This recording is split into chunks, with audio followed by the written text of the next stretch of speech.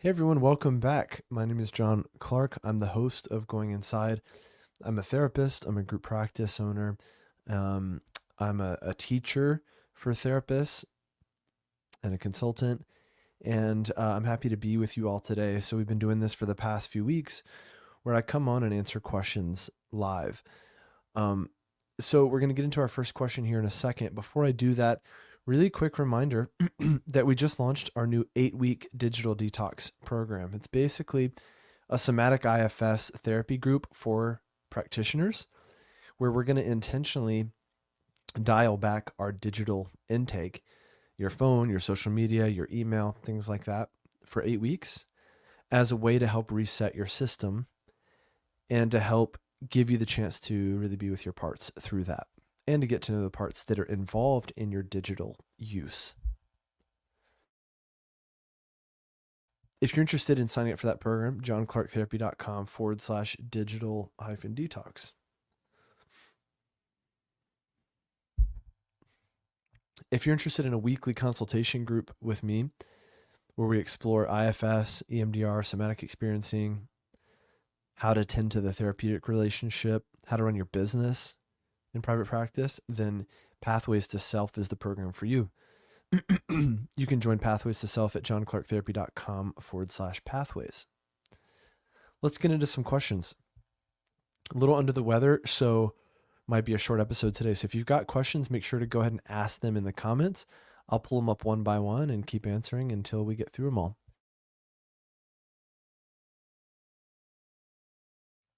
Okay. First question is from Arsh. The question is, my client doesn't have an answer to where is the part located in or around your body. How do you help them find the part if they keep saying it's in their thoughts or no sensations are noticeable? Well, then you go with what they're giving you. There's many ways to experience your parts. People experience and they access their systems in many different ways. There's no right or wrong way. So the question of where is it located in or around your body might not make any sense to them because they don't experience themselves that way. They don't experience their system that way. There's also there's a condition where if you close your eyes and say, imagine a sandy beach with white sand and blue skies, people literally can't imagine it. They don't have an imaginative memory in that way. So everyone's brains are different. Everyone's systems are different. So if they experience their parts through their thoughts, then you go with that. That's how they experience their parts. There's nothing wrong with that.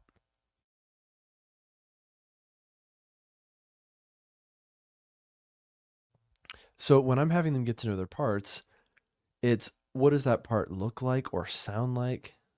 Do you hear from it like a thought? Do you see it like an image? Does it look like a version of you?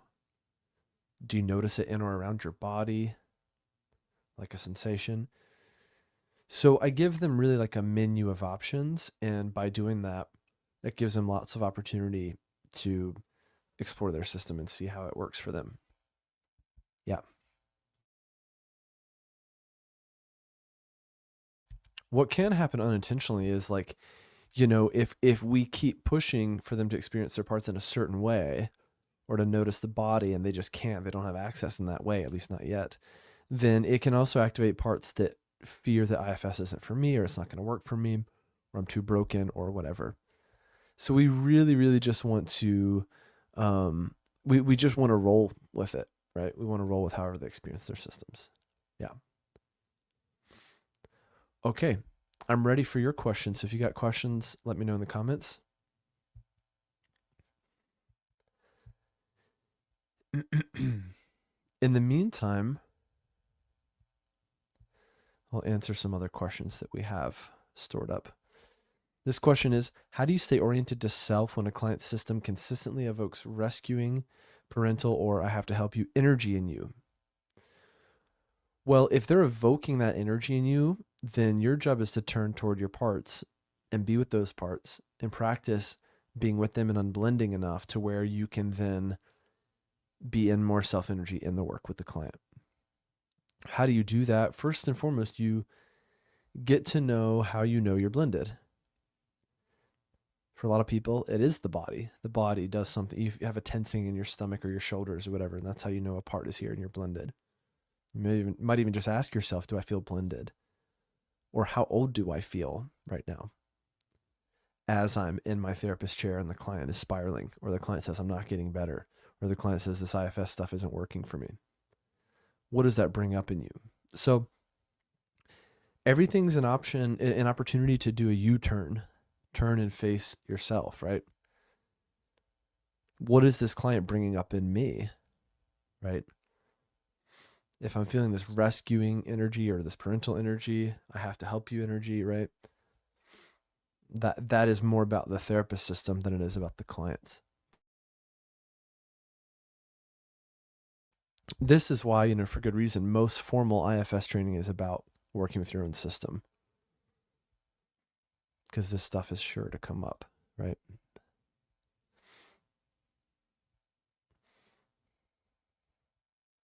Okay. Next question. What do you do when a part begins to unburden, but the system starts to feel disorganized or less functional afterward, and the client or their manager parts become alarmed by that?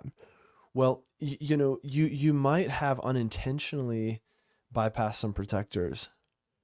So you might just go back and see, are there any parts that have concerns with the work we did or are doing around unburdening this part?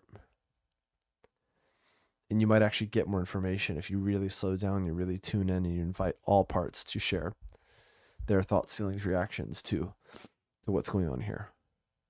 Yeah. A lot of times you do have to go back, kind of loop back around. That's common.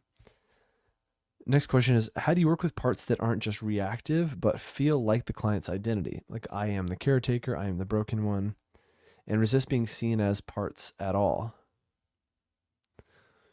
Well, before I try to change anything, I just try to bring awareness to that thing. If the client says, John, I want your help. I want to stop biting my nails. Step one is always notice when you're biting your nails.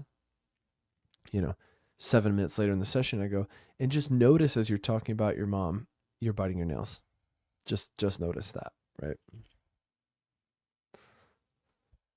So also you do a little quote psychoeducation, which I hate that term for some reason.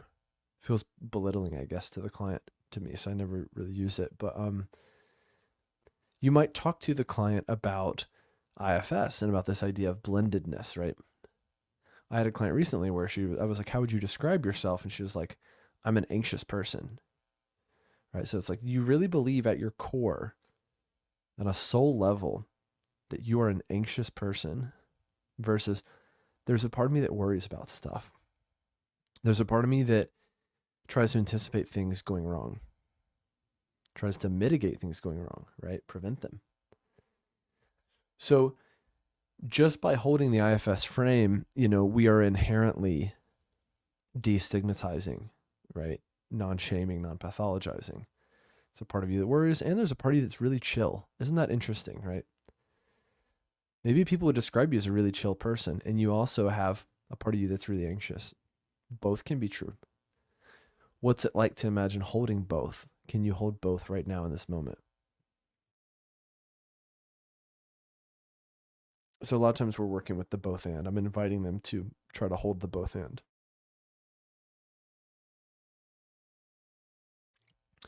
Basically, can you meet and honor the totality of you?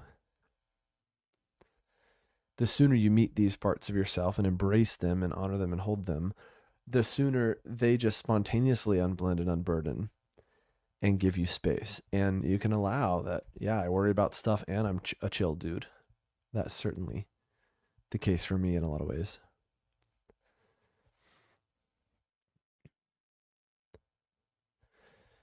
All right. Next question. How do you know when a client's not feeling anything, quote, not feeling anything, is a protector strategy versus a true nervous system limit that needs resourcing before parts work? Well, you could first have them get curious about the not feeling anything, right?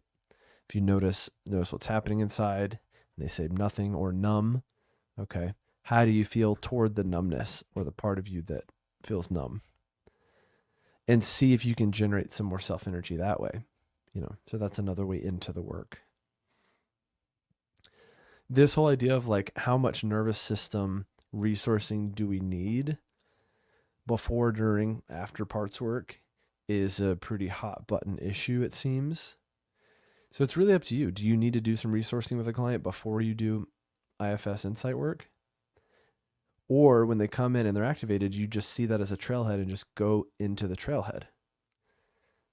I'm more in the latter camp if I'm working from a pure IFS standpoint. But if they're too dysregulated to do the work at all, we might do a little co-regulating, slowing down, tracking, just being with the sensation, not trying to directly calm it down or do deep breathing or anything too obvious like that, because that can invalidate the parts. That can send the message that the parts are being ridiculous. They need to calm down, that this response is too much. So instead, I just see, meeting the sensation as a way to meet their parts.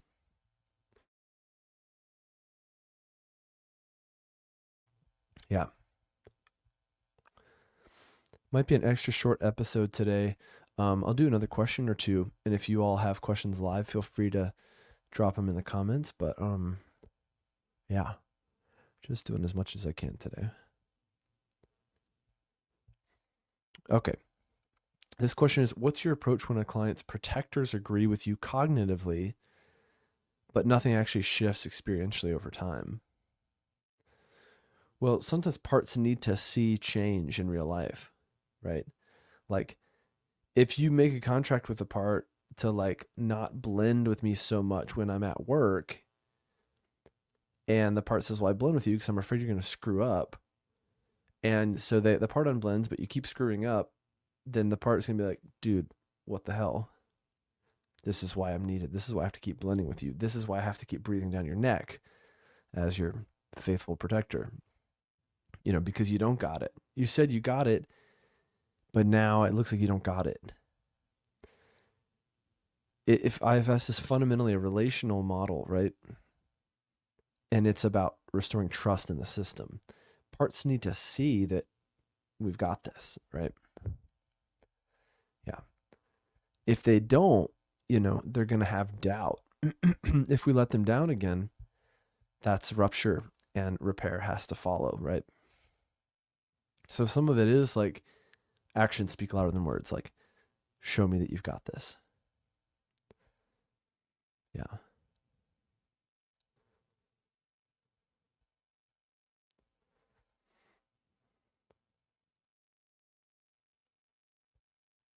Okay.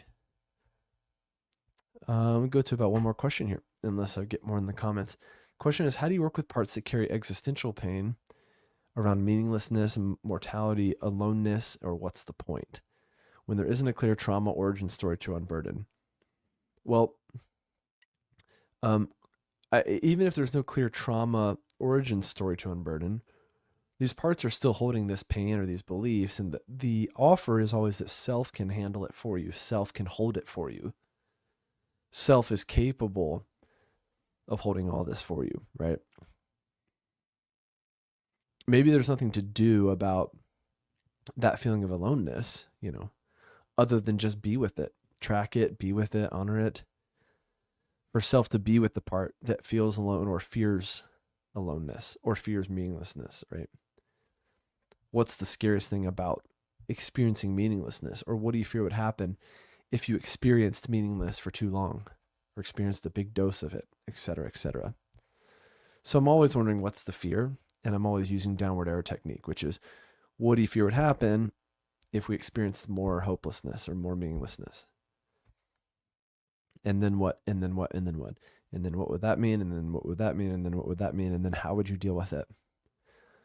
So you peel back those layers of the onion until you get to the very core. And then you really just honor it and kind of have self meet that part. Yeah. All right. We've got a live question here from Logan. Logan says, I appreciate you doing this. You're welcome. Do you have thoughts or experience of utilizing IFS with other modalities such as relational psychodynamic lens or other depth work? Yeah, definitely. So my base is psychodynamic. Here's a really easy parallel. In psychodynamic work, for instance, I had a client when I was a graduate student who, whenever she was a kid and she would cry, her dad would laugh at her. So that created deep wounding. Working psychodynamically with her and in an interpersonal process, she and I knew that part of my role was to kind of become her surrogate father and allow for that transference. And over the course of 9 months, in doing therapy and talking about lots of different stuff and doing decent work, we got to the point where one day she cried. So the corrective emotional experience then is, as you cry in front of me, what's it like? What's it like to cry here in front of me? And as you look up at my face, what do you see? Do you see me laughing or making fun of you? No. It seems like you're not judging me. It seems like you really care. Yeah, I do care. Can you take that in? So therapist then, as the surrogate attachment figure, has provided the corrective emotional experience. Only took 9 months. That's a lot. The hope is that she internalizes that and then externalizes it to her life and out into the world, right? And that template is healed. In this same presenting concern approach, you approach that client with IFS in the first session, the first 3 sessions, and as she gets to know that part that was laughed at anytime she cried, and if she has enough self-energy, can she be the one to go toward that part? Can you be with her the way that she needed someone to be at that time? So self is the new attachment figure, the ultimate attachment figure. Self can go and be there with that part the way she needed someone to be at that time. Super powerful, way faster, way more honoring of the client's system, the client's autonomy. But also the psychodynamic lens is so helpful for tending to the process of therapy, right? What is it like to cry in front of me? I am a person in the room after all. Tending to that process versus content. I'm always tending to the therapeutic relationship, working in the here and now. What's it like to cry in front of me? What do you fear you might see when you look up through your tears? So I know I'm a person in the room. So I'm always or often using my humanity, trying to use my realness, using the natural transference that's there. Transference is a psychoanalytic term, right? So transference is, in IFS terms, their parts resonating with our parts. How do we work with transference? Well, we tend to our own, first of all, right? Sometimes that resonance can be like empathy. I really get it. Sometimes that resonance can be like, I'm annoyed. I have parts that are annoyed by the client's parts. So it also offers the opportunity for the therapist to turn toward their parts.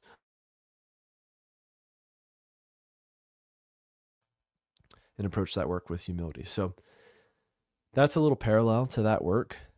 Parts work is not new. Dick Schwartz isn't the only one to come up with a parts work model, right? This one has just exploded for, I think, many reasons. It's really well packaged. The timing is right, but it's also been around for decades. And there's also a million other parts, models, inner child work models. So get fluent with IFS first and then integrate with other models. That's my recommendation. I integrate it with EMDR. I integrate it with SE, somatic experiencing, psychodynamically, etc. You can integrate with CBT. You're doing CBT on a manager. What do you fear would happen if? What's the likelihood of that happening, etc. What would you do if that happened? So, but I like to just kind of focus on getting fluent in one model at a time and then integrate it, if that makes sense. Or the concepts might make a lot of sense and you're able to just kind of use it in a more integrated fashion and use multiple models at the same time. It really depends on your experience, how long you've been a therapist. After 7 or 8 years, you have some degree of mastery, quote unquote, and you can seamlessly integrate 3 or 4 models at once without thinking about it. Okay. Very last question, I promise. To use the existential question earlier, what's the rationale that self is capable of handling, say, the meaninglessness? Is self not dependent on experience-based growth and hence conditional? No, because self is basically soul. So of course, self is capable of holding it all. And this is where you get into some of the spiritual dimensions of IFS if you want to go there, which it looks like Dick Schwartz is ready to go there now if you watch their emails and what the Institute is doing. If self is basically your soul, your soul isn't a conditional thing. Your soul doesn't get scared. Your soul doesn't get hungry or tired or drunk, But your soul or your spirit, right? Your heart, it all depends on how you see self or self energy. But again, that's the idea, is that self can handle it all. Self can hold it all. And that there isn't necessarily any fixing that needs to be done with meaninglessness or hopelessness or aloneness. That's a pretty normal feeling as a human. Look at Irvin Yalom's, givens of existence. Freedom, responsibility, autonomy, meaninglessness. I think I might be making some of those up, but that can be pretty handy stuff. So you could pair existential psychotherapy, with IFS pretty well too. It's like grief, it's like grief isn't something to be fixed. It's not a feeling to be fixed. It's, it's a feeling to be with and to be met and to be moved through and to be metabolized, but it's not anything to be fixed. So we don't come at the work with like this fixing energy, although a lot of therapists do. You got to be real careful with that. That unintentionally communicates to the client that your grief is wrong, and needs fixing or needs rescuing. So all roads lead back to us, When in doubt, do the U-turn. Notice what parts of your own are coming up and how they're muddying the work. Yeah. Okay, we had some good questions today after all. I really appreciate that. Like I mentioned, we just launched our new program. It's a somatic IFS group for practitioners. It's basically a therapy group for practitioners for you to both receive somatic IFS while also doing a digital detox of your own for 8 weeks, whether it's reducing your social media use or cutting it out altogether, reducing your phone use so you can be more present with your partner, your kids, your friends, your hobbies, nature, your faith, whatever it is. Reducing email, taking email off your phone, whatever it is. We're just going to do a digital detox for those 8 weeks. You can figure out how you want to kind of detox yourself digitally with the support of the group and the support of, a somatic IFS framework. So that group is actually filling up fast. We just had someone else join today. We've already had a bunch of people join and grab that early bird pricing. So if this is something you want to do, jump in the group. It's going to be starting really soon and spots are limited. johnclarktherapy.com/digital-detox. And I look forward to seeing you there. And I look forward to seeing you again in a week. So thanks for being here. I'll see you soon.